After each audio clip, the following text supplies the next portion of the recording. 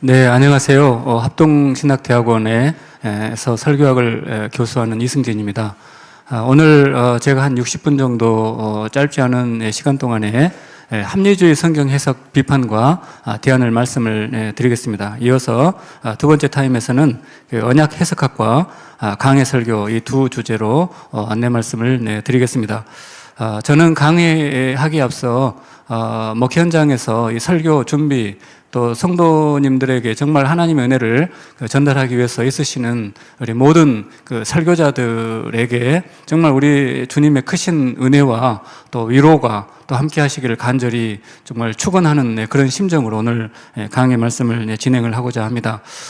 저의 강의의 이제 주된 내용은 일반 설교학과는 좀 다르고 앞에서 말씀해 주신 것처럼 좀 해석학에 대한 그런 비중이 매우 이제 큽니다. 그래서 강의 내내 해석학적인 이야기들을 많이 이제 말씀을 드리겠습니다.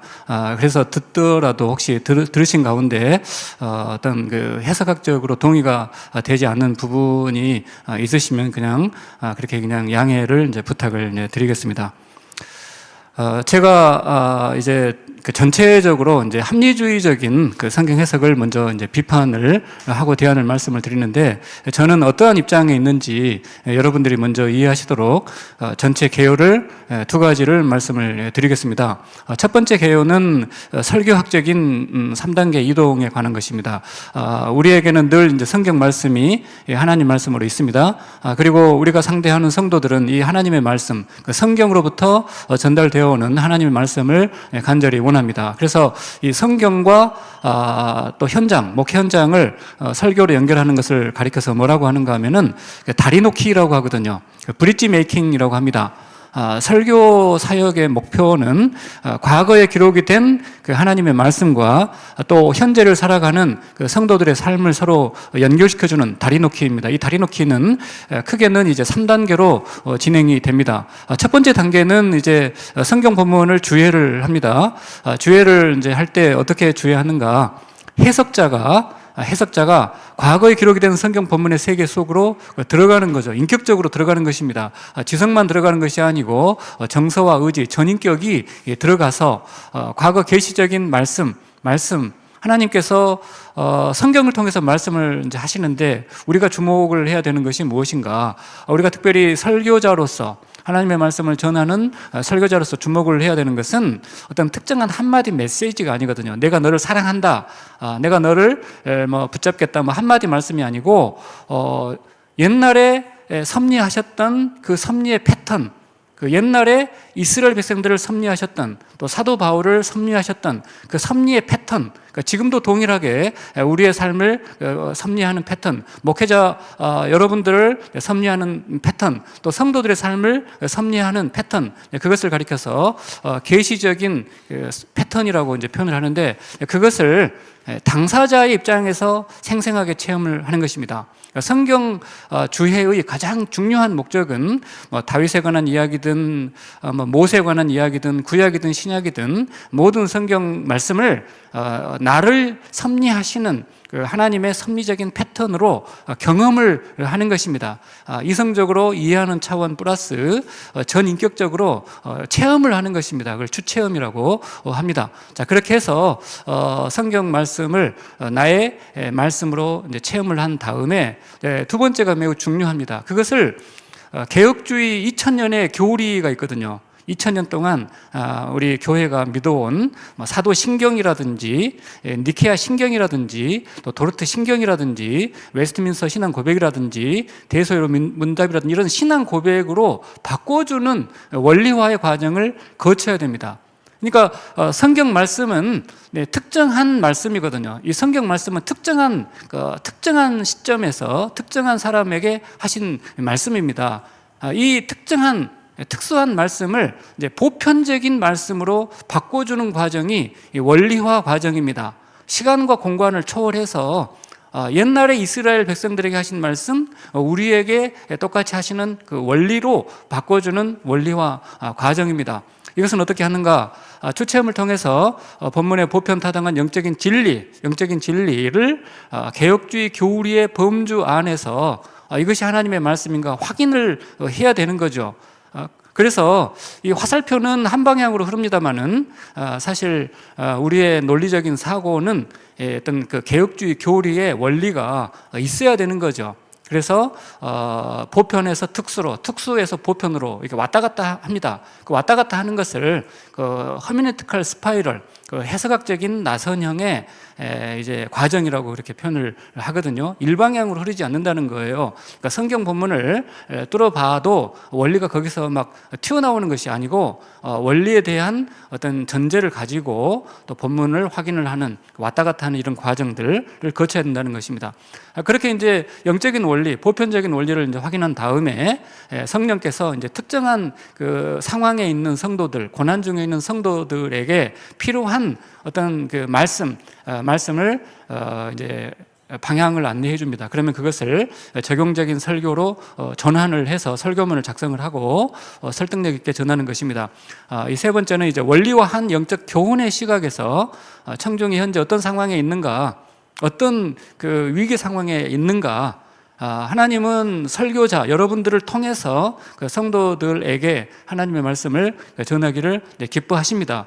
그래서 설교 속에는 성도들이 직면한 영적인 문제, 그 문제가 있어야 되고 그 문제에 대한 그 실천 가능한 해답이 들어 있어야 됩니다. 문제와 해답이 들어 있어서 그것을 이제 설득하는 과정, 설득력 있는 논리 구조에 담아서 선포하는 것이 이것이 3단계 설교학적인 이동이라고 할 수 있습니다. 현대 설교의 가장 큰 그 문제는 두 번째 원리와 과정을 생략을 하고 주해를 설교 메시지로 전달을 해버리는 것, 그러니까 이것이 가장 큰 문제이고, 제가 이 유튜브를 통해서 여러분들에게, 우리 설교자 목사님들에게 좀 도움을 드린다면은 그 원리와 과정을 좀 새롭게 확인할 수 있기를 바랍니다. 자, 전체 개요는 3단계 설교학적인 이동을 기준으로 해서 현재 성경 해석학 영역에 무슨 일이 벌어지고 있는가 하는 것을 살펴볼 필요가 있습니다. 자, 살펴보게 되면은 이제 굉장히 아쉬운 부분들이 많은데, 제가 여러분들한테 이제 기대하는 것은 여러분들이 설교학을 공부하시는 중이고 또 이미 공부하시는 분도 있을 테고, 하지만 이 유튜브를 통해서 다시 한번 우리의 설교학을 재점검을 해봐야 되는 부분이 무엇인가. 성경이 계속해서 우리에게 도전하는 것은 하나님을 힘써 알고 하나님에 대한, 그리스도의 은혜에 대한 그 지식에서 자라가야 된다고 하는 그런 이야기를 계속해서 강조하거든요. 예레미야 9장 24절에서 자랑하는 자는 이것으로 자랑해라. 곧 명철하여 나를 아는 것과 나 여호와는 사랑과 정의와 공의를 이 땅에 행하는 여호와인 것을 깨닫는 이 일에 우리가 힘을 써야 된다. 그래서 우리가 호세아서에서도 우리가 여호와를 알자, 힘써 여호와를 알아야 된다. 여기서 이렇게 여호와를 알아야 된다, 그리스도의 은혜를 알아야 된다, 그리스도의 그를 아는 지식에서 자라가야 된다. 이것을 우리 목사님들 또 우리 말씀을 전하시는 설교자들에게 적용을 해본다면은 그것은 무슨 뜻인가 한 이 세 가지 정도로 적용을 할 수 있다 생각을 합니다. 그러니까 첫 번째는 성경을 전체 성경의 시각으로 해석할 줄 알아야 된다는 것입니다. 특정한 구절만 암송하고 특정한 구절만, 특정한 관점만, 특정한 교리만 전하는 것이 아니고, 우리 하나님께서, 우리 크신 하나님께서 전체 성경을 통해서 말씀하려고 하는 그 의미를 어떻게 읽는가, 앞의 말씀, 뒤의 말씀, 구약의 말씀, 신약의 말씀 서로 연결해서 해석하는 것을 상호 본문성이라고 하거든요. 그래서 상호 본문성을 이제 제가 안내를 하려고 하는 것이고, 두 번째는 성경을 언약 신학의 관점으로 해석을 해야 된다. 성경은 영어로 Old Testament, New Testament거든요. 테스트먼트가 무슨 뜻인가 하면은 히브리어서 9장에서 디아테케입니다. 유언이거든요. 자기 저주입니다. 자기 저주. 하나님께서 스스로 저주하시면서 핏값을 작정하시고 자기 백성을 구속하시겠다 약속한 내용이 언약이거든요. 그러니까 우리가 하나님을 알기 위해서는 세상 말로 언약법에 정통해야 됩니다. 언약법에 정통해야 되거든요. 언약법에 정통하지 않는 가장 심각한 문제가, 구약은 그 새 언약에 비해서 열등하다는 사고 방식이에요. 자, 어쨌든 이제 그것을 다 이제 교정을 해야 되고, 그 교정하는 방식 중에 하나가 신율적인 속성 교류입니다. 신율적인 것이 뭐냐? 자율도 아니고 타율도 아니고 하나님의 말씀이 주도력을 행사하는데 내가 뒤따라가는 거, 우리 성도가 뒤따라가는 거.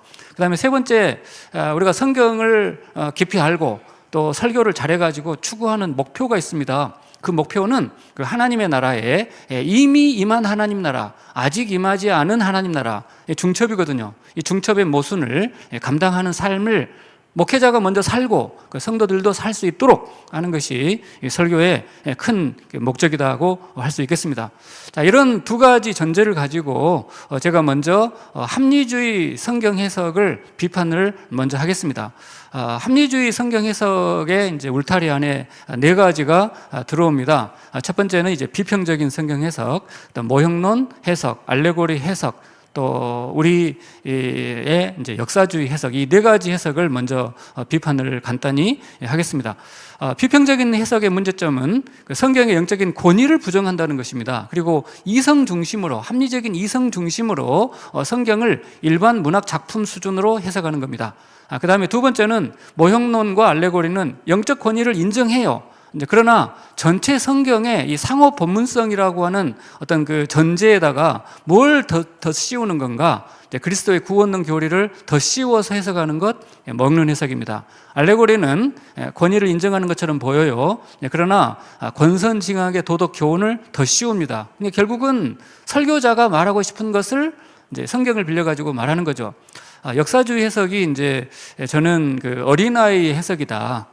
저는 우리 목회 현장에서 열심히 하나님 말씀 준비하시고 또 설교하시는 우린 모든 그 설교자들의 그 간절한 열정과 헌신을 정말 존경을 이제 합니다. 하면서 혹시 그러한 설교 준비 방식이 1970년대, 80년대 예전에 유행했던 방식을 여전히 따르고 있다면은 좀 이제 극복을 해야 된다. 좀 더 성숙한 성경 이해가 필요하다.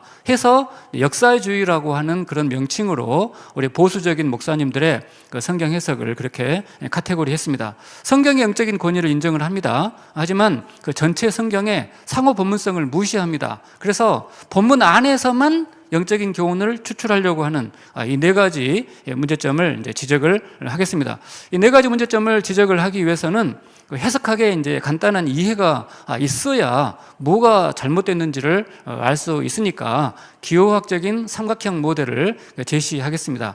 이 기호학의 이제 삼각형 모델을 잘 보시게 되면은 세미오틱인데 기호 심볼 명칭 나무라고 하는 언어적인 표현이 있습니다. 그것이 어떤 그 지시 대상 실제 나무를 가리키고 있죠. 수평의 점선은 기호와 레퍼런트의 상호 관계, 이것이 이제 주해 과정이거든요.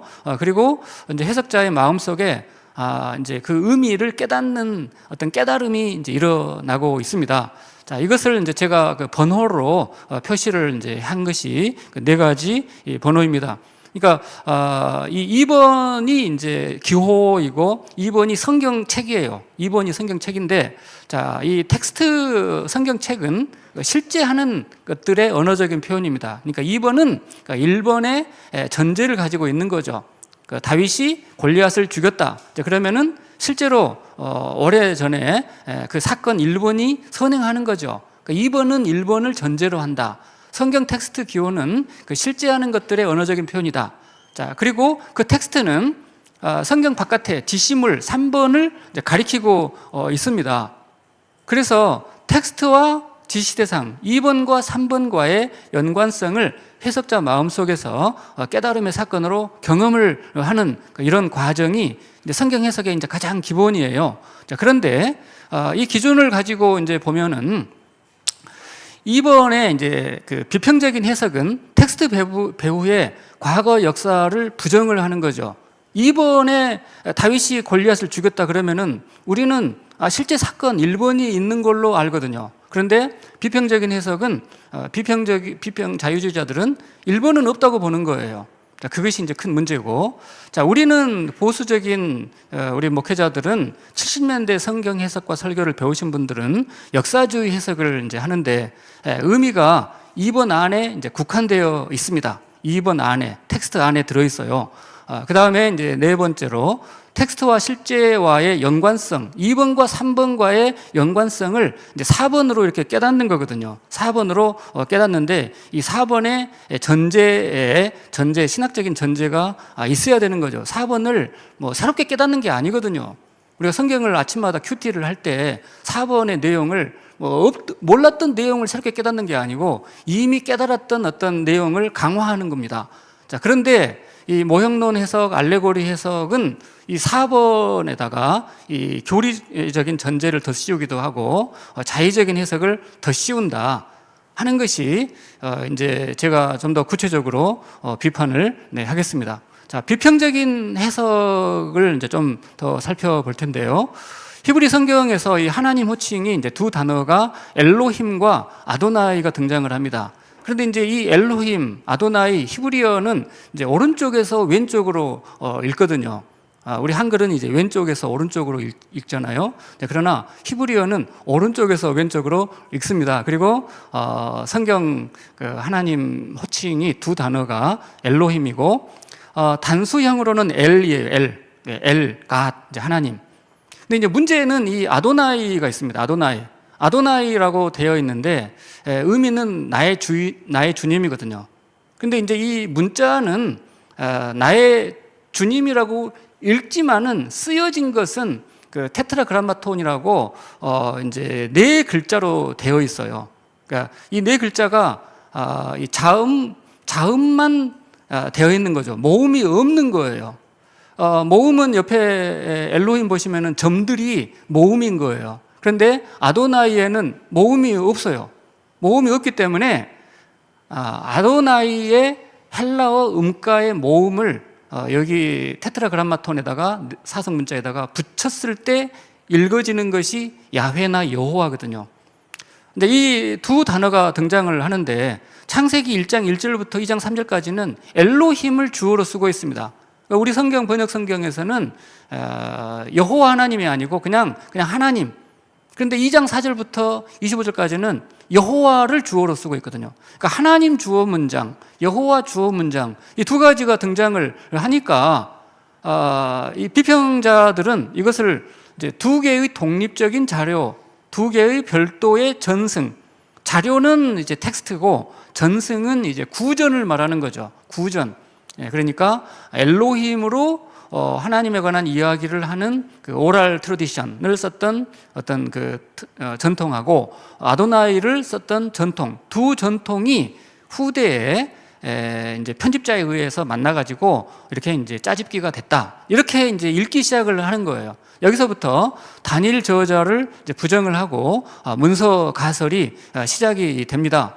예를 들어서 이 출애굽기에 보게 되면 6장 2절 3절에 이런 말씀이 있습니다. 하나님이 모세에게 말씀해 이르시되 나는 여호와다. 내가 아브라함, 이삭, 야곱에게 전능의 하나님, 자 엘 샤다이로 나타났었다. 그런데 나의 이름을 그들한테는 여호와로, 아도나이로는 그들에게 알리지 아니하였다. 이런 구절이 있거든요. 자, 그런데 창세기 15장에 이제 보게 되면은 자, 이 하나님 주어 문장이 하나님 엘로힘이에요, 아도나이예요? 여호와로 되어 있는 거죠. 여호와로. 15장 2절에서도 아브라함이 이르되 주 여호와여.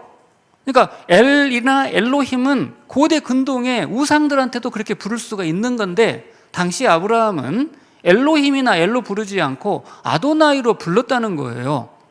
그리고 4절에서 여호와의 말씀이 그에게 임해서 아브라함이 그때 여호와를 믿었다. 이런 그 내용이 이렇게 나오거든요. 그래서 이걸 보면서 자, 우리는 성경 순서가 창세기, 출애굽기, 레위기 이렇게 쭉 흐르잖아요. 이것을 역사적인 사건의 순서로 받아들입니다. 그러니까 창세기하고 출애굽기하고 자, 어떤 것이 먼저예요? 우리로서는 창세기가 먼저고 그 다음에 출애굽기가 나중인 거죠. 자, 그런데 이 사람들은 역사적인 순서는 일단은 부정을 하고 있는 사람들이고 텍스트상으로 출애굽기 6장에서 나는 족장들한테는 내 이름을 여호와로 알리지 않았다. 이렇게 되고 있으니까 그러면 창세기 15장은 역사적인 사건이 아니다. 창세기 15장 앞에 있는 내용은 아마도 어떤 그 의도, 신학적인 의도를 담은 것 같다. 그 의도가 중요하다. 역사적인 팩트가 중요한 것이 아니고 신학적인 의도가 중요하다. 이렇게 이제 해석을 하기 시작을 하는 거예요. 자, 이 부분에 대해서 우리 고신의 이제 기동현 교수님은 여기서 나의 이름을 족장들한테는 여호와로 그들에게 알리지 않았다. 이 구절을 이렇게 이제 해석할 것을 이제 제안을 했습니다. 나의 이름을 그들에게 족장들한테는 여호와로 알리지 아니하였느냐? 내가 족장들한테 분명히 여호와로 계시를 했었다. 그것을 강조하는 그런 의미로 해석할 것을 이제 제안을 했습니다. 자, 이러한 입장 차이가 왜 중요한가? 그 이유가 있습니다. 어떤 그 하나님의 말씀이라고 하는 것은 체험적인 사건으로 와야 되는 거거든요. 그러면 그 체험적인 사건은 과거에 아브라함이나 모세가 먼저 역사적으로 경험한 사건이어야 하는 거죠. 과거에 하나님을 경험하지 않았는데 그냥 수사적으로 우리가 하나님을 경험하거나 성도들한테 수사적으로 하나님을 경험시킬 수가 없다는 것입니다. 자, 그래서 하나님이 모세한테 이렇게 수사적인 질문을 던지고 있어요. 그 의도가 무엇인가? 내가 과거에 아브라함한테 여호와 언약의 하나님으로 계시했었다. 그리고 그 족장들은 그 약속의 성취를 눈으로 봤습니까? 못 봤습니까? 눈으로 보지 못했죠. 자손이 하늘의 별과 같이 많아진다고 하는 약속만 들었지 그 약속이 성취가 되는 것을 자신들의 생애, 족장들의 생애 보지 못했거든요. 그러니까 그 성취를 간절히 기다리고 있다가 드디어 하나님께서 이제 모세에게 뭐라고 말씀하시는가 하면은 네가 지금 하는 일은 과거의 족장들에게 약속했던 하나님의 약속이 지금 너를 통해서 성취가 되고 있다. 네가 지금 그것을 알아야 된다. 이러한 그 상호 본문성의 관점으로 말씀을 하고 있는 것입니다. 자, 그래서 여기서 잠깐 그 전체 성경의 상호 본문성을 간단하게 이제 말씀을 드린다면은 창세기 15장에서 하나님은 여러 번 15장에서 그렇고 또 그 이후에도 야곱에게 또 요셉에게 거듭 나타나시거든요. 여호와로 나타나시거든요. 나는 너의 아버지 하나님이다. 너의 할아버지 하나님이다. 이렇게 나타나시는 이런 사건이 먼저 있었고 그 다음에 성령의 감동으로 뒷사건 출애굽기 본문을 6장을 다시 모세에게 나타나가지고 내가 너희 조상들한테 말했다. 이렇게 이제 이런 그 연결되는 이야기를 하고 있습니다. 이걸 가리켜서 상호 본문성이라고 하거든요. 앞에서 말씀했던 사건, 다시 뒤에서 말씀하는 사건을 연결시켜서 해석을 해야 되는 거. 이걸 가리켜서 인터텍츄얼리티라고 합니다. 오늘 성도들은 여러분들을 통해서 설교자를 통해서 하나님의 음성을 지금 기다리고 있습니다. 자, 그럴 때 설교를 해야 되는데 출애굽기 6장만 가지고 할 것인가? 대부분 출애굽기 6장 하나만 가지고 하거든요. 그러니까 이 상호 본문성을 설교하는 것이 아니고 출애굽기 6장만 설교하니까 그 깊은 의미를 전달하지 못하고 있는 것입니다. 제가 강조하는 것은 이 출애굽기 6장에서만 어떤 그 교훈을 끄집어내는 것이 아니고 그 앞에 있는 그 본문과 뒤에 따르는 본문을 서로 연결시키는 상호 본문성을 설교를 해야 된다. 왜 그런가? 그것은 출애굽의 사명을 감당하는 그 모세거든요. 출애굽의 사명을 출애굽 6장에서 모세가 그 사명을 감당을 하는데 하나님의 그 사명이 무엇인가 하면은 약속이 성취가 되고 있다는 거예요. 하나님의 약속이 성취가 되고 있다고 하는 것을 네가 깨달아야 된다는 거거든요. 자, 이 깨달아야 되는, 그래서 사명을 감당을 해야 되는 어떤 거룩한 어떤 그 간절한 열망, 그 열망에 있어서 지금 제가 세 인격체를 비교를 해놨습니다.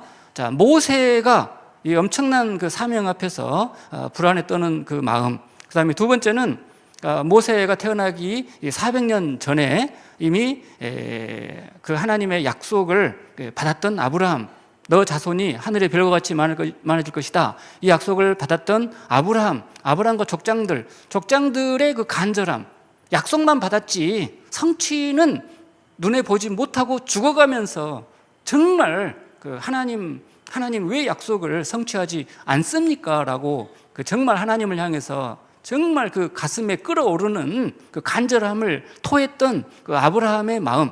그 다음에 세 번째, 하나님께서 족장들에게 말씀하시고 그 다음에 그 족장들의 생각을 전혀 모르는 것 같은, 완전히 400년 뒤에 아무 생각이 없는 그 모세에게 성취를 하기를 원하시는 그 하나님의 간절함. 이 세 가지 인격체의 간절함을 비교를 해볼 때 우리 설교자들이 정말 성도들한테 여러분이 얻은 구원은 반드시 성취가 된다라고 하는 확신을 가져와야 된다면은 그 확신을 어디에서 가져와야 되겠는가라고 하는 그런 뜻에서 제가 그 상호본성을 잠깐 말씀을 드렸고, 그래서 그 비평적인 해석은 이러한 그 상호본성을 전제를 하면서 그냥 합리적인 접근만 하고 있습니다. 자, 그래서 모세오경 배후에는 이 네 가지 자료들이 먼저 별도로 선행을 했을 것이다. 야웨이스트 문서, 그 다음에 엘로이스트 문서, JEDP 이 네 문서를 말합니다. J는 이제 야웨이스트 문서, 그 다음에 엘로이스트 문서, 또 신명기 듀트로미스트, 신명기 작성자, 그 다음에 희생 제사에 관한 이야기가 많은 그런 제사장적인 문서, 이렇게 네 문서가 따로 돌아다니다가 이제 포로 후기에 편집을 했다. 이러한 그 주장이 비평적인 그 해석입니다. 자, 비평적인 그 성경 해석의 이제 특징은 앞에 여러 교수님들께서 이렇게 이제 말씀을 이제 많이 하셨습니다. 그래서 그 내용들을 참고를 이제 하시면 되겠고, 간단히 이제 다시 한번 정리를 하자면은 이번에 성경 본문에 배후에 1번이 있는데 1번을 무시하고 그냥 3번의 이야기만 하고 있다. 2와 3번의 연관성만 따지고 있다 하는 것입니다. 그래서 역사적인 사건의 선행성을 부정을 하고 있습니다. 자, 그렇게 해가지고 나타난 이제 결과, 그래서 성경 본문의 순차적인 흐름, 우리가 알고 있는 창세기, 출애굽기, 레위기, 민수기 순서, 이 순서는 계시의 점진적인 흐름이거든요. 이 자체를 부정을 해버리는 거죠. 이건 다 포록이 편집이 된 것이다. 이렇게 해석을 하면서, 그래서 텍스트 배후의 역사적인 사건을 무시하고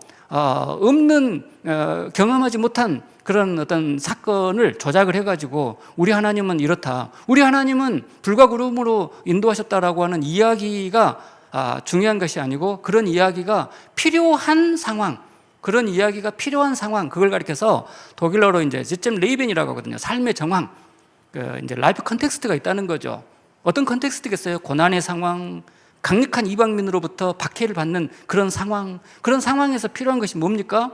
우리 조상들은 대단한 민족이다. 우리 조상들은 신앙을 가지고 다 이 모든 것을 극복했다. 그러한 어떤 그 수사, 그런 논리가 필요하다. 그렇게 봐야 된다. 이렇게 해석을 합니다. 자, 출애굽기 15장에서 이제 이스라엘 백성들이 홍해를 건넙니다. 건너고 나서 수르 광야로 이제 들어갔더니 사흘길을 걸었는데 물을 마시지 못해요. 그 있는 물은 써가지고 소금 기운이 막 있어가지고 마시지 못하는 상황이 돼가지고 우리를 죽이려고 하느냐 하고 할 때 모세가 이제 여호와께 기도했더니 하나님께서 이제 한 나무를 이제 가리키니까 모세가 그 나무를 꺾어가지고 물에 던졌더니 물이 달게 되었습니다. 자, 이 본문에서 비평자들은 이것은 다 이제 역사적인 사건이 없어요. 역사적인 사건이 없고 그냥 어떤 신학적인 의도가 중요한 거죠. 무슨 의도예요? 이스라엘 백성들이 정치적인 억압으로부터 지금 애굽에서 탈출을 했잖아요. 그런데 고속도로가 열려야 되는데 계속해서 위기 상황이 발생을 하는 거죠. 자, 그럴 때 우리 조상들은 어땠다? 이 나무라고 하는 상징, 그건 지혜를 상징한다. 그 지혜를 가지고 슬기롭게 극복한 민족이니까 우리도 계속해서 위기를 슬기롭게 극복을 해야 된다. 이렇게 이제 성경을 해석을 하는 것입니다. 자, 그 다음에 이제 모형론은 이제 이 물에 던진 나무를 그리스도의 십자가를 가리킨다 해석하거든요. 그러니까 역사성을 인정을 해요.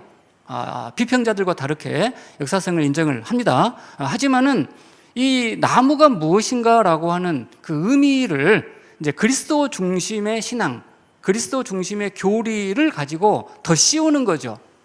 그래서 이 나무는 그리스도의 십자가를 가리킨다, 이렇게 이제 해석을 합니다. 저는 이러한 그 해석을 통해서 우리가 예수님의 십자가를 더욱 의지하고 어려운 상황 속에서 주님만 붙잡고 살아온 이 신앙의 선배들의 그 간절한 헌신, 그런 노력을 이제 폄하할 뜻은 없습니다. 그러나 이제 이렇게 해석을 했을 때 문제가 무엇인가 하면은 이제 이 나무는 그리스도야, 그렇게 이제 아는 분들이 그냥 이 본문에서 더 이상 영적인 도전을 못 받는다는 거예요. 나무는 그리스도니까 이제 끝났잖아요. 더 이상의 의미가 없잖아요. 사실은 이 본문도 계속해서 우리에게 말씀하고 있는 거거든요. 근데 새롭게 말씀하시는 의미를 얻을 근거가 없어져 버리는 것입니다. 그리고 이 의미, 그리스도의 십자가를 가리킨다고 하는 그 근거가 본문 안에서의, 또 본문 바깥에서의 여러 가지 정당성의 근거, 가까운 인접한 맥락에서의 정당성의 근거가 없어져 버립니다. 그리고 여기에서만 말씀하고 싶은 메시지가 있거든요. 그런 메시지가 사라져버리고, 그래서 성경이 그냥 도덕 교훈집으로 전락이 돼버리는 그런 문제가 있습니다. 마지막으로 알레고리 해석도 그냥 자기가 교훈하고 싶은 전제를 더 씌워서 해석을 해버리기 때문에 이 본문에서 나무는 그리스도다, 그렇게 딱 해버리고 더 이상 이 본문을 가지고 치열한 씨름이나 어떤 그 고민이 없어져 버립니다. 그러면 하나님은 이 본문을 통해서 어떻게 우리가 이 본문을 다루기를 원하시는가? 이제 그 전에 역사주의 해석은 다시 한번 말씀을 드린 것처럼 이 영적인 이 실제를 이제 2번 안에 이제 국한시킨다. 이 2번의 본문의 의미는 옛날에 이러한 사건이 있었다, 거기에 이제 국한을 시킨다. 전체 성경의 상호 본문성을 무시한다. 그러면 전체 성경의 상호 본문성을 무시한다는 것이 이제 뭐냐? 역사주의 해석은 이제 이렇게 우리가 많이 해석을 해왔어요. 역사주의는 본문 안에서 의미를 끄집어내는 거죠. 자, 22절에서 이들은 그 수르 광야에서 물을 얻지 못했습니다. 은혜를 모르는 광야 같은 사람은 상대하지 마시기 바랍니다. 23절, 물이 써서 마시지 못했어요. 이름을 말하라고 불렀습니다. 여러분, 물이 쓰다고 입으로 성급한 평가를 내리면 안 됩니다. 참고 기다리시기 바랍니다. 항상 입에 파수꾼을 세워야 됩니다. 24절, 백성이 모세에게 원망을 했어요. 지도자를 원망하면 안 됩니다. 책임을 전가하면 안 되는 거예요. 모세가 나무를 던져가지고 물이 맛있게 변했습니다. 영적인 지도자는 항상 솔선수범해가지고 문제를 해결하는 겁니다. 여러분, 제가 그런 사람이잖아요. 이런 식으로 이제 해석하는 것이 역사주의 해석이다. 그러면 어떻게 해석을 해야 되는가? 자, 과거에 출애굽기 15장에 이 기적과 은혜가, 그러니까 출애굽의 사건이 발생을 했거든요. 상호 본문성은 어떻게 되는가 하면은 출애굽의 엄청난 기적과 은혜를 경험을 했어도 잠시 물을 못 마시잖아요. 자, 그러면은 이 광야의 쓴물과 이 두 가지 은혜의 사건을 대조를 하고 있는 거죠. 대조를 해가지고 우리한테 뭘 말하는가 하면은 광야의 쓴물에 대한 어떤 지혜를 말하는 것이 아니고, 이 상호 본문성을 통해서 뭘 말하는가 하면은, 이 광야라고 하는 것은 언약 백성들한테는 계속해서 반복이 된다는 것입니다. 그러니까 거꾸로 말해서 불평하면 안 된다, 이런 그 지혜를 알게 되면은 쓴물의 사건이 안 생기는 것이 아니라는 거예요. 쓴물의 사건으로 상징이 되는 그러한 어떤 시련의 과정, 연단의 과정이 계속해서 반복이 된다는 거예요. 하나님은 계속해서 우리 삶 속에 그러한 연단의 과정을 놓고 있거든요. 그때 우리가 확인을 해야 되는 것이 있습니다. 하나님의 은혜를 경험하기 위해서 반드시 확인을 해야 되는 것이 두 가지. 첫 번째는 또 이야기를 하겠습니다만은, 우리 인간은 전적으로 타락한 존재다. 어느 정도로 타락한가 하면은, 방금 1시간 전에 기적을 경험했어도 육신이 피곤하면은 항상 하나님을 원망하기 준비가 되어 있다. 그런 원망할 수밖에 없는 패역한 존재임에도 불구하고 우리 하나님은 창세전에 우리를 자녀 삼기로 구속하시고 십자가 피값을 지불했기 때문에 다시 은혜를 베푸신다. 그래서 우리로 하여금 오직 하나님만을 붙잡도록 인도하신다. 이런 도전을 줘야 된다 하는 것입니다. 자, 역사주의 해석의 비판을 좀 더 간단히 이제 살펴보겠습니다. 사무엘하 11장에서 다윗이 이제 밧세바를 이제 이렇게 간음을 이제 하게 되는데, 역사주의 해석, 그러니까 우리가 70년대 우리 장로교 또 보수적인 우리 뭐 감리교라든지 우리 복음주의권에서는 이렇게 해석을 해왔거든요. 저는 아까 말씀을 드린 것처럼 이러한 그 역사주의 해석을 통해서 우리가 더욱 정신 차리고 십자가 의지하고 50년 여기까지 왔습니다. 이제는 좀 달라져야 된다고 하는 취지로 말씀을 드리는 것이니까 좀 양해를 이제 부탁을 드리면서, 첫째로 다윗은 출전할 때가 되었음에도 예루살렘 왕궁에 남아 있었어요. 이것은 나태와 방심을 증거하는 것입니다. 그런데 목욕을 하는데 심히 아름다워 보였습니다. 여러분, 방심과 나태에 빠지면 안 되는데, 여러분이 방심과 나태에 빠진 증거는 뭐냐? 여러분이 육신의 소욕을 따르면 여러분 지금 방심하고 있는 거예요. 방심한 다윗은 그 여인을 향한 하나님의 시선, 그 여인을 향한 하나님의 섭리 전혀 공감하지 못했습니다. 우리 신자들은 항상 영적 전쟁 중임을 명심을 해야 돼요. 여러분, 방심에 빠진 증거는 여러분 혼자 있을 때 마음대로 하고 싶은 그런 생각 드는 것은 여러분이 방심에 빠진 거예요. 자, 그렇게 하고, 자, 두 번째로 또 2절 이제 두 번째로 다윗은 간음죄를 은폐하려고 전쟁 중인 우리아를 왕궁으로 불러 들였습니다. 그래서 밧세바에게로 돌아가도록 그렇게 조치를 취했습니다.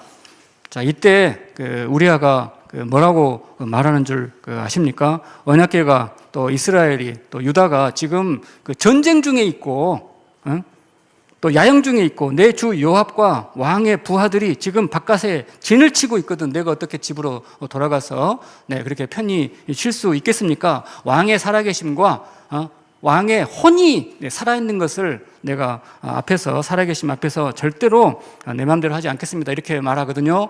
여러분, 하나님께서는 무능력한 사람의 입을 빌려가지고 우리에게 말씀하시는 경우가 더 많아요. 나한테 영향력을 행사하는 사람보다 나한테 영향력을 행사하지 못하는 사람을 통해서 우리에게 많은 말씀을 하십니다. 여러분, 어린아이 같은 사람의 입을 무시하지 마시기 바랍니다. 세 번째로 다윗 왕은 우리아가 죽어버려라 살인교사죄를 범했어요. 왜입니까? 죄를 덮으려고 할 때 더 커지는 법입니다. 폭탄은 깊이 묻을수록 더 커지는 거예요. 자, 이러한 방식이 우리 복음주의권의 교회들이 많이 성경 해석을 해왔습니다. 자, 이것에 이제 아쉬움을 좀 살펴본다면은 본문의 의미를 본문 안에 국한을 시키는 거죠. 본문 바깥을 보지 못하는 것입니다. 상호 본문성을 보지 못하는 거예요. 우리 성경을 해석을 할 때 우리 목회자들의 사람을, 성경 안의 사람, 또 설교를 듣는 성도들의 사람을 어떤 시각으로 바라봐야 되는 건가? 도르트 신조로 보시면 됩니다. 도르트 신조에서는 인간을 전적 타락으로 보지, 부분 타락은 알미니안의 시각이거든요. 자, 그런데 역사주의 해석은 전적 타락으로 보지 않고 부분 타락으로 보는 거죠. 다윗은 이러한 승리의 비결을 몰라서 실패를 했습니다. 자, 제가 여러분 천기를 여러분 이제 깨달아 가지고 여러분들한테 알려줍니다. 여러분 저의 설교를 잘 들으시면은 여러분은 반드시 승리를 할 수가 있을 거예요. 제 말씀을 명심하시기 바랍니다. 그래서 여러분들 신자들은 이 기가 막힌 비밀을 알면은 승리할 수 있다, 이런 전제를 가지고 있는 거예요. 자, 그러나 문제는 무엇인가 하면은 이러한 천기를 알더라도 교회 안에서는 아멘을 하지만은 이제 교회를 떠나가지고 집에서 또 회사에서 저 세상에서 사탄 마귀가 왕노릇하는 그곳에서는 이러한 지식이 작동이 되지 않는다는 것입니다. 신앙이 어린아이 수준에서 성장을 할 때에는 이런 것을 알아야 되는 거거든요. 이런 지혜가 필요합니다. 그러나 성인이 된 다음에는 무엇이 필요한가 하면은 영적인 중첩을 감당할 수 있도록 실력을 길러줘야 됩니다. 영적인 중첩이 뭐예요? 하나님은 우리를 구원하셨습니다. 끝나버렸어요. 완료 상태입니다.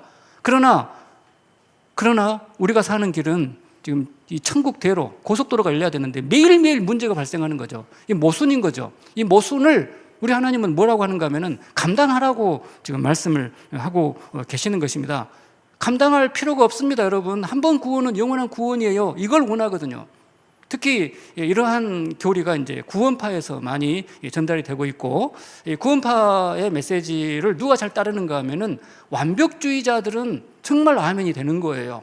내가 한번 결단을 하면은 나는 반드시 거룩하게 삶을 살아버리는 것이고, 그리고 하나님도 나에게 어떤 문제를 더 이상 주시지 않는다. 내가 한번 은혜를 받아버리면은 다시는 하나님한테 도와주세요 징징 짜고 구질구질하게 그렇게 기도할 필요가 없을 정도로 하나님께서 큰 은혜를 그냥 완전히 주셔버린다. 완전한 구원에 도달할 수가 있다. 이런 이제 이야기를 해버리는데, 그러면 상호법문성으로 본다는 것이 무엇인가? 사무엘하 11장의 이 타락은 거시적으로 볼 때 사무엘상 16장 또 사무엘하 7장 이 그런 구절들과 이제 비교를 해보아야 되는 거죠. 사무엘상 16장은 다윗이 기름 부음을 받습니다. 사무엘하 7장에서는 세 가지 축복을 받거든요. 그 축복은 오늘날 우리 성도들, 신약시대 성도들의 입장으로 바꾼다면은 사무엘상 16장에 기름 부음 받는 것은 일종의 세례를 받는 거죠. 세례를. 그 다음에 사무엘하 7장에서 세 가지 축복, 왕권을 지켜주겠다, 후계자를 보존해주겠다, 성전을 지어주겠다, 이 세 가지 축복. 첫 번째 왕권을 지켜주겠다고 하는 것은 신약시대 성도들한테는 하나님 자녀된 권세를 지켜주겠다는 거거든요. 그러한 은혜를 말하는 것이고, 너 후계자 왕권도 지켜준다라고 하는 것은 이 축복이 영생인데 그 영생을 단독으로 상속받는 것이 아니고 공동체로 상속받는다. 너처럼 하나님에 대해서 의심하는, 그 속으로는 의심하지만 그러나 겉으로 볼 때 그래도 믿음이 있어 보이는 너를 통해서 하나님을 믿기 시작한 그 사람이 너보다 더 하나님을 더 충성스럽게 섬기는 일을 가능하게 하겠다 하는 것이 이제 후계자 약속이거든요. 이러한 축복은 세례받은 이제 성도가 신앙생활을 하면서 그 축복을 실질적으로 누리는 삶을 상징을 합니다. 그러니까 신약시대로 말한다면은 세례받고 교회 와가지고 뭐 장로 직분도 받고 또 목사 안수도 받고 이 일을 하는 거예요. 그러다가 끔찍한 죄를 저질러 버린 거예요. 사무엘하 11장에서 큰 죄를 저질러 버립니다. 그러면 질문이 있는 거거든요. 구원받은 신자가 범죄를 할 때 그 구원은 취소가 되는 건가? 이러한 질문, 그 취소가 되지 않는 증거가 열왕기상 1장이거든요. 그러니까 사무엘하 11장의 의미, 다윗의 타락의 의미는 사무엘상 16장, 또 사무엘하 7장, 또 열왕기상 1장을 전체를 동원해가지고 해석을 하는 것이 더 이제 바람직한, 좀 성숙한 성경 해석이다. 자, 지금까지 해서 제가 이 합리주의적인 성경 해석의 네 가지 입장을 비판을 했습니다. 이제 비평적인 성경 해석은 텍스트 배우의 역사를 부정을 한다. 그리고 텍스트 앞에 어떤 그 신학적인 의미를 만들어낸다. 그 다음에 모형론이든 알레고리든 영적인 권위는 긍정을 하는 것처럼 보이지만은 깨달음이라고 하는 어떤 전제, 깨달음이라고 하는 전제에 어떤 그 신학적인 전제, 교리적인 전제 또는 어떤 그 도덕적인 전제가 반영이 되어 있다. 그다음에 마지막으로 역사주의 해석은 우리 한국교회 보수적인 목사님들, 성도님들이 50년 동안 성경을 그렇게 해석을 해왔습니다. 장점은 성경의 권위를 인정을 해요. 그러나 단점은 그 의미를 그 본문 안에서만 얻으려고 한다는 것입니다. 성경 전체 확장을 해서 지금 이 본문을 통해서 말씀하려는 의미를 깨닫지 못한다고 하는 점을 이렇게 확인을 했습니다. 자, 이어서 이제 전체 성경의 이제 상호 본문성의 시각으로 성경을 이제 해석하는 부분을 이제 다루도록 하겠습니다.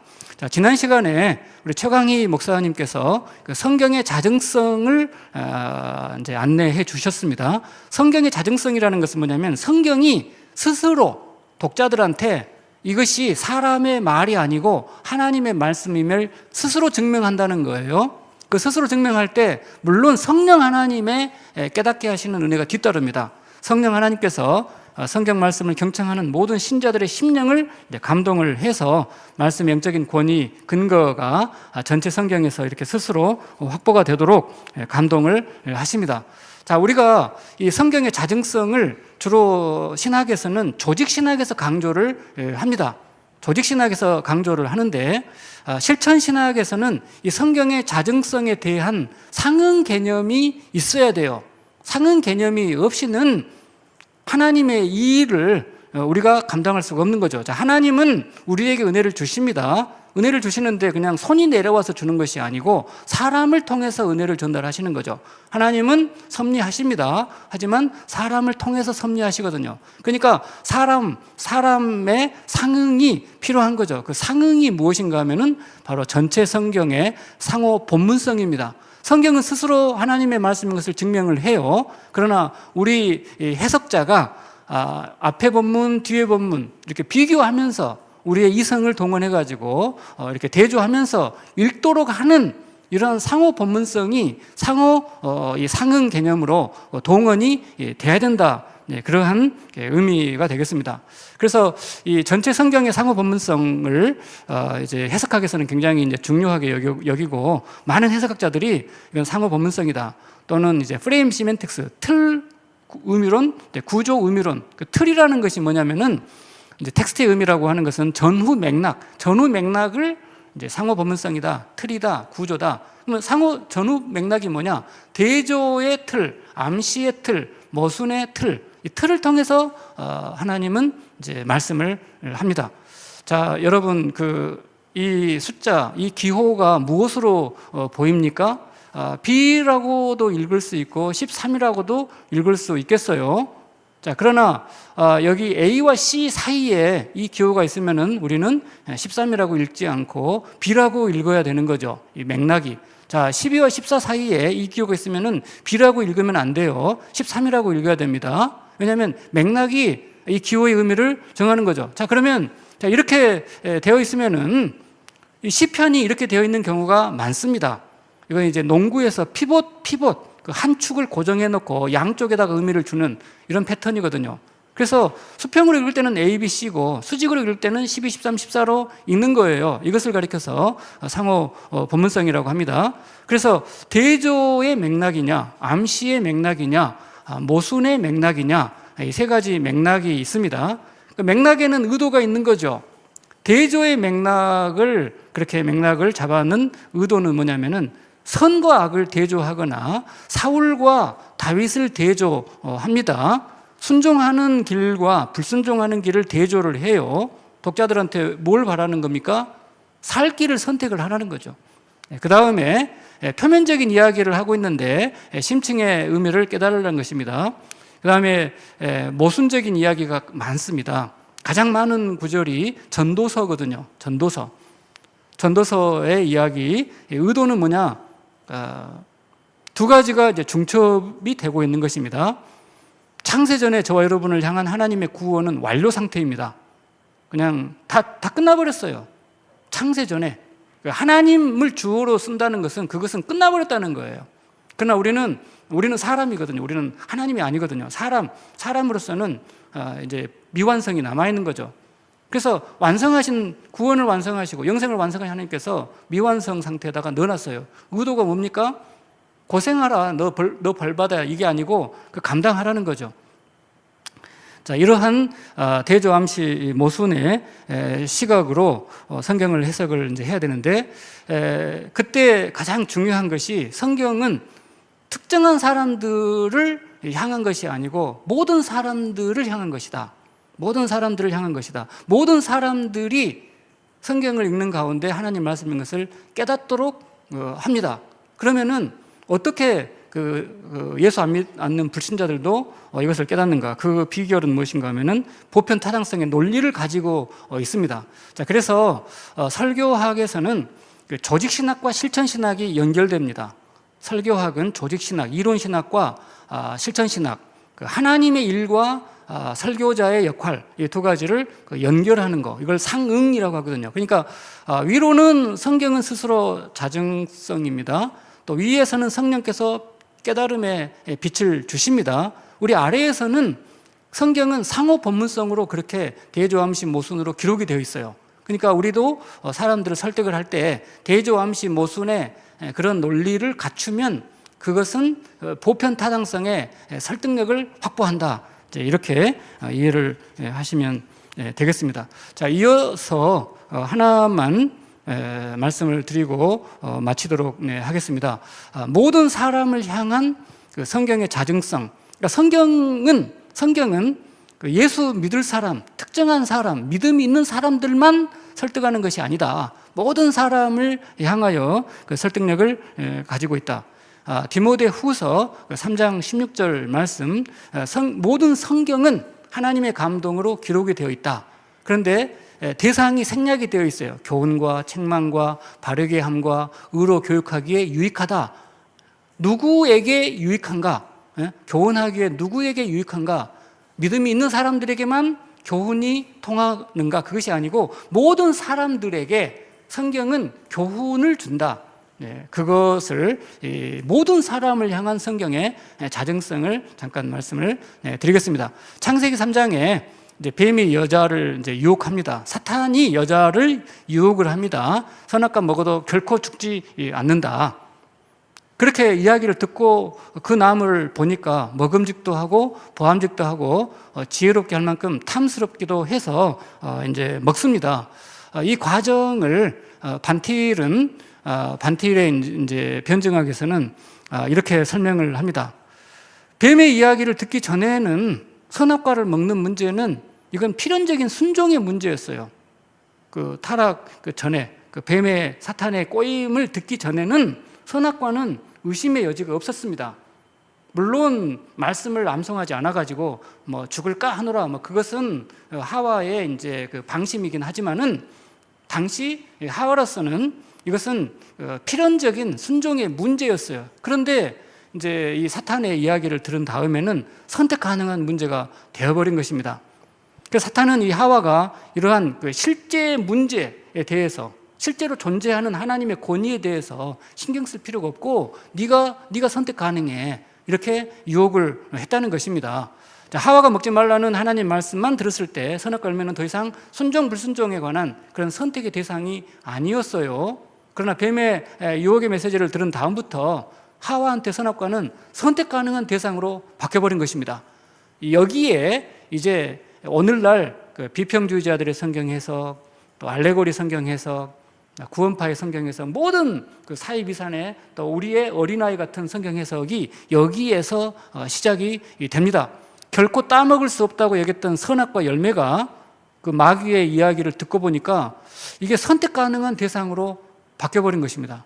선악과 열매 자체가 달라진 것이 아니고 이 열매를 바라보는 하와의 관점이 달라져 버렸습니다. 말씀의 절대적인 권위가 그냥 상대화 되어버린 것입니다.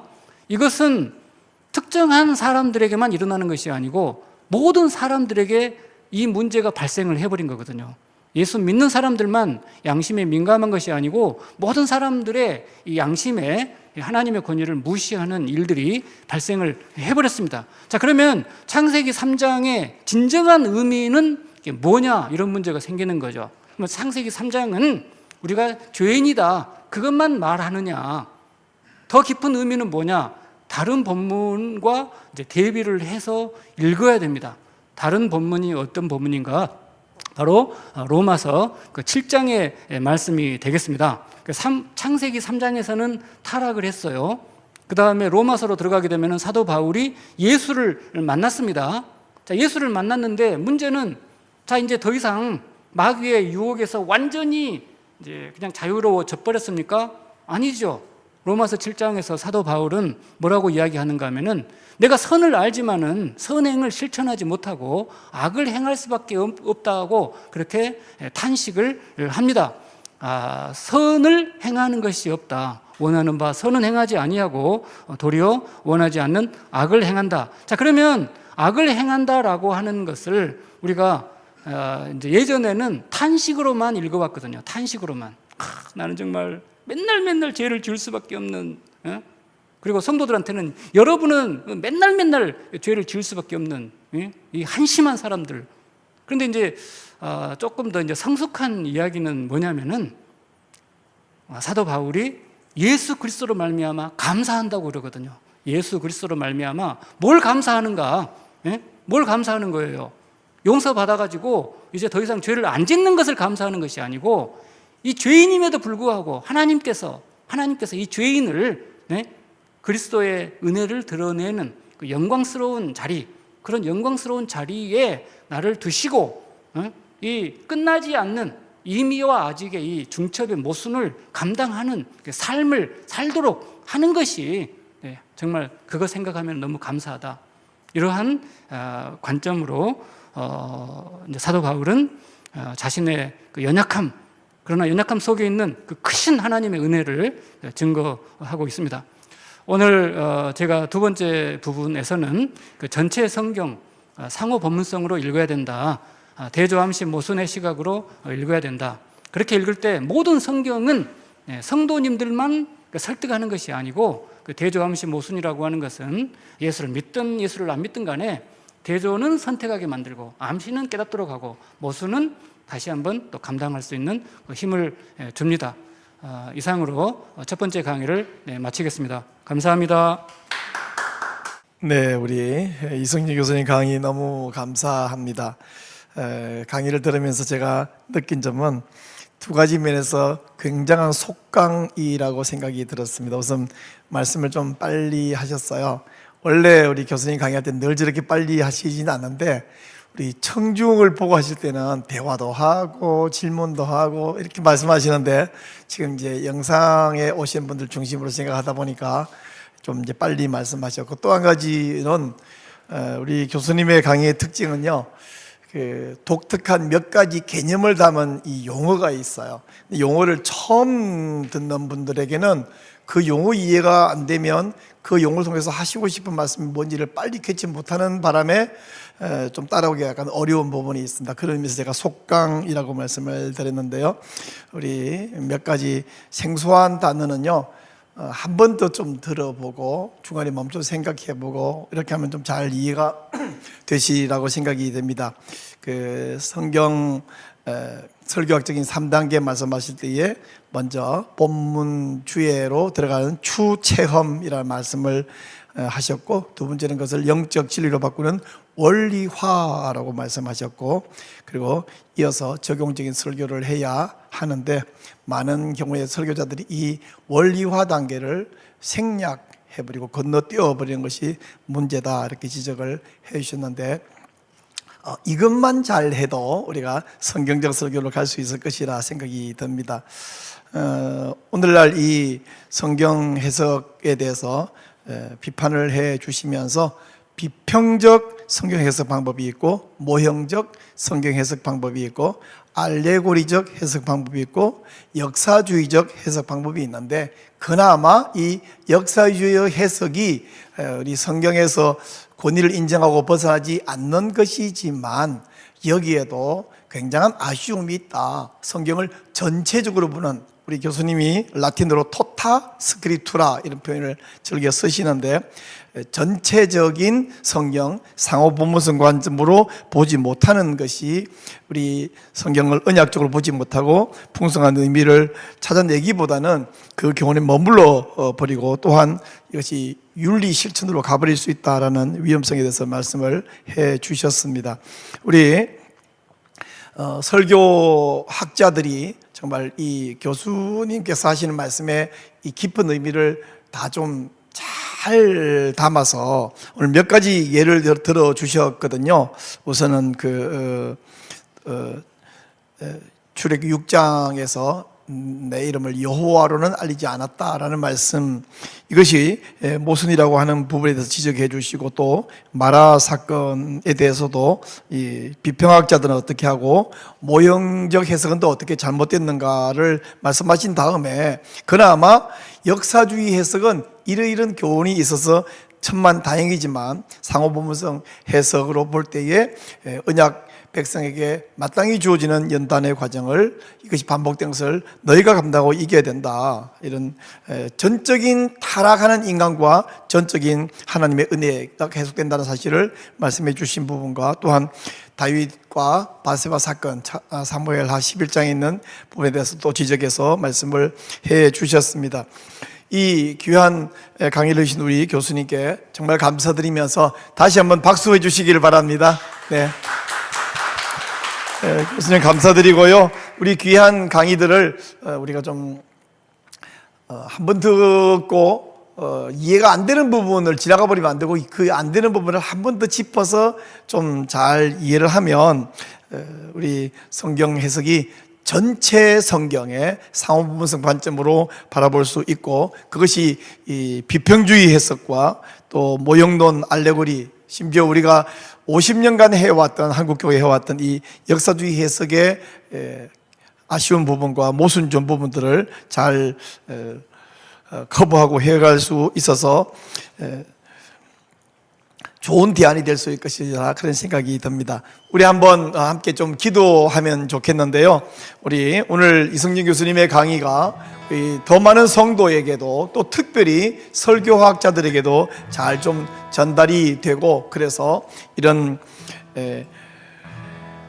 성경 해석으로 설교가 좀 앞으로 우리 한국교회 설교가 이렇게 발전되기를 간절히 바라는 마음으로 좀 기도해 주시고요. 특별히 이 역사주의 해석의 아쉬운 점 부분도 말씀하셨지만, 비평적 성경에서는 근본적으로 성경을 합리주의 이상으로 재단을 해버리고 성경을 믿지 않지 않습니까? 이것이 우리 한국교회에 지금 굉장히 위험할 뿐 아니라 유럽과 전 세계 교회가 무너져버리는 원인이 되는데, 합리주의 성경 해석에서 돌아올 수 있도록 우리가 함께 기도하기를 원합니다. 또 우리 성수협이 지난 1년간 이 사역을 계속 해왔고요. 우리는 역사에, 교회사의 한 페이지를 쓰고 있다고 저는 확신하는데, 또 올해 또 내년 8월까지 1년간 계획을 세워놨는데, 이 모든 성수협 사역에 계속해서 진행되는 것을 위해서 기도해 주시기를 바랍니다. 우리 성수협 사역에 이어서 또 잠시 후에 광고 드리겠습니다마는, 우리 조영길 장로님을 통해서 이어지는 성순성, 성경 순종, 성경 읽기에 대해서도 계속해서 접근하고 공부하고 있는데, 이 성순성 강의를 위해서도 기도해 주시고, 우리 오늘날 이 젠더 이데올로기가 한국 교회를 정말 쓰나미처럼 몰고 오고 있습니다. 아직까지 우리가 하나님 은혜로 잘 방어하고 있습니다. 끝까지 방어해서 한국 교회가 세계 교회를 다시 회복시키는 그런 도구로 쓰임 받기를 간절히 원합니다. 이런 문제들을 가지고 우리 하나님의 은혜를 필요합니다. 우리 함께 주여 한번 부르고 간절히 한번 기도하겠습니다. 주여 하나님 아버지 감사합니다. 오늘도 우리 귀한 이성진 교수님을 세워주시고, 하나님 합리주의 성경 해석의 잘못된 부분과 또 모형론과 알레고리 성경 해석의 정말 아쉬운 점, 그리고 우리가 지난 50년간 역사주의 성경을 해왔습니다마는 여기에서 전체 성경으로 상호 본문성 관점으로 풍성하게 나가지 못하는 부분을 잘 짚어주셨습니다. 하나님, 우리 이성진 교수님을 통해서 베풀어진 이 귀한 강의를 통하여 우리 한국교회, 또 특별히 목사님들이, 설교자들이 바른 성경 해석으로 돌아오고, 하나님 우리 설교가 하나님의 말씀을 통해서 주신 전체 성경의 귀한 언약적 관점으로 돌아올 수 있는 일을 허락하여 주시옵소서. 하나님 특별히 성경을 합리주의 이성으로 비판하여 성경의 권위를 짓밟아버리고 허물을 보는 악한 비평학이 있습니다. 이런 비평학을 벗어버리고 하나님 비평학에서 모든 교회가 돌아올 수 있는 은혜를 허락해 주시기를 원합니다.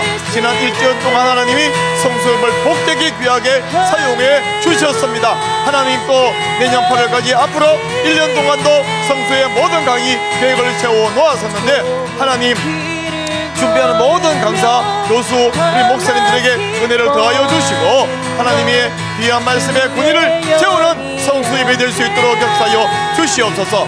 또 우리 조영길 장로님을 통해서 성경 순종, 성경 읽기 강의를 계속해서 진행하고 있습니다. 이를 위해서도 하나님의 능력과 은혜와 지혜를 더하여 주시고, 이를 통해서 한국교회가 하나님 말씀에 순종하고 하나님 앞에 돌아오게 하여 주시고, 하나님의 언약을 확실히 붙잡을 수 있는 일을 허락해 주시기를 원합니다. 또 하나님 기도합니다. 온 세계의 교회가, 이 온 세계가 하나님 이 동성애 차별금지법, 동성애 독재법, 이슬람이가 공격을 받고 있습니다. 하나님 우리 한국교회 지금까지 강할 수 있도록 은혜해 주셔서 감사합니다. 끝까지 이겨낼 뿐 아니라 한국교회가 온 세계의 교회를 살려내는 도구가 될 수 있는 복을 허락해 주시옵소서. 하나님 우리 성수역과 보르님 성순성을 사용하여 주셔서 우리 한국교회를 살려내는 이 근본 본의를 회복할 수 있는 역사를 주 하나님이 허락해 주시옵소서. 그래서 하나님 끝까지 승리할 수 있고 하나님께 영광을 돌릴 수 있는 주의 은혜와 복을 허락하여 주시옵소서. 모든 말씀 우리 주 예수 그리스도 이름으로 기도드리옵나이다. 아멘. 네, 감사합니다. 몇 가지 광고를 좀 드리겠습니다. 첫 번째는요, 이 귀한 강의를 채널 공유 운동을 좀 해주시길 바랍니다. 제가 아까도 잠깐 말씀드린 것처럼 가장 쉬운 방법은 오늘 강의 링크를 여러분의 지인과 성도들에게 공유하는 것이고요, 그보다 좀 더 나은 방법은 이 성수협 귀한 강의 영상을 여러분이 운영하시는 유튜브 채널에 공유해 주시는 것입니다. 가장 좋은 방법은 저기 화면에 나가고 있는 전화번호로 문자 메시지만 주시면 채널 공유하는 방법을 알려드리겠습니다. 제가 매번 드리는 말씀입니다만은 이 성수협 귀한 강의를 여러분 유튜브 채널에 공유하시면 채널의 수준이 올라갑니다. 또 구독자도 늘어날 것이고요, 그래서 우리 다 함께 유익을 얻을 수 있습니다. 그렇게 공유해 주시기를 바랍니다. 자, 두 번째 광고는요, 우리 조영길 장로님께서 이 성수협 시간이 끝난 다음에 월요일 오후 6시 반부터 9시까지 성경 순종 성경 읽기 귀한 강의를 계속해서 하시고 계십니다. 오늘 오후에도 창세기가 계시하는 그리스도로 옷 입힘으로 받는 속죄와 영생과 승리라는 귀한 제목으로 강의할 텐데 여러분 기대해 주시기 바랍니다. 6시 반에 시작하는데 여러분 동참해 주시고 다음번에도 알려주시면 굉장히 유익할 것을 확신합니다. 네, 다음 광고 드리겠습니다.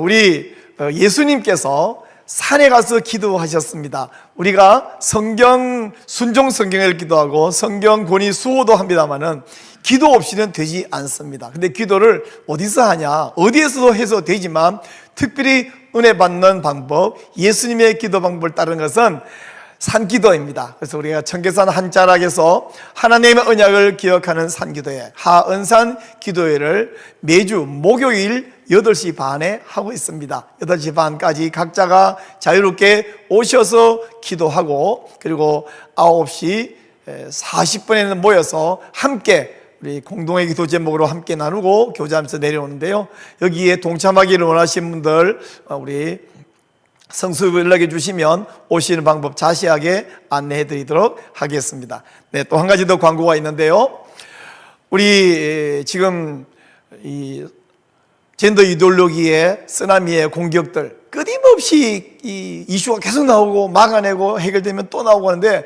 지금은요 막 전방위적으로 한꺼번에 쏟아져 나오고 있는 문제가 있고요, 그 중에서도 특별히 우리 현 정부가 여성가족부를 성평등 가족부로 아예 명칭을 바꾸고 확대 개편하겠다고 해서 우리가 계속해서 기자회견도 하고 기도회도 하고 막고 있는데, 이것이 아주 심각한 이슈가 되었습니다. 그래서 이 문제를 놓고 하나님께 간절히 기도하기 위해서 9월 19일 이번 주입니다. 금요일 밤 10시부터 다음 날 오전 5시까지인데요, 오살리 금식기도원에 다 함께 오셔서 같이 기도해 주시기를 바라고요. 그리고 이 기도회는 사실은 준비하는 기도회고, 우리 다음 주 토요일 9월 27일 오후 1시 여의도에서 모여서 우리 모든 성도가 기도도 하고 이거 잘못된 것이며 명백히 반대합니다 하는 의사를 표현하기를 원합니다. 이번 주 금요일에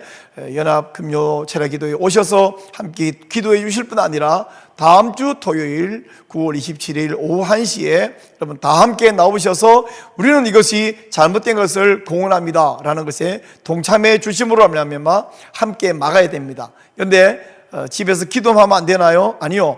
정치하시는 분들은 얼마나 많은 숫자가 이것을 반대하고 있는가를 봅니다. 그러므로 숫자 한꺼번에 자리에 나와서 반대해 주는, 그 자리에 나와 있는 것이 바로 쓰나미를 막아내고 파도를 막아내는 테트라포드가 될 수 있을 것입니다. 이 일에 동참해 주시기를 바랍니다. 네, 오늘도 이렇게 시간 내주셔서 감사합니다. 다음 주 강의를 기대해 주시죠. 다음 주 성수협 48강에서는요 우리 역시 학동신학대학원대학교 역사신학을 가르치시는 조진모 교수님께서 오셔서 우리 성경관이 장로교회 분열에 끼친 영향에 대해서 강의해 주실 텐데 많이 기대해 주시고 또 기도해 주시기를 바랍니다. 여러분 오늘 함께 해주셔서 대단히 감사드립니다. 특별히 우리 이승재 교수님께 감사드립니다. 네, 우리 다음 주 뵙겠습니다.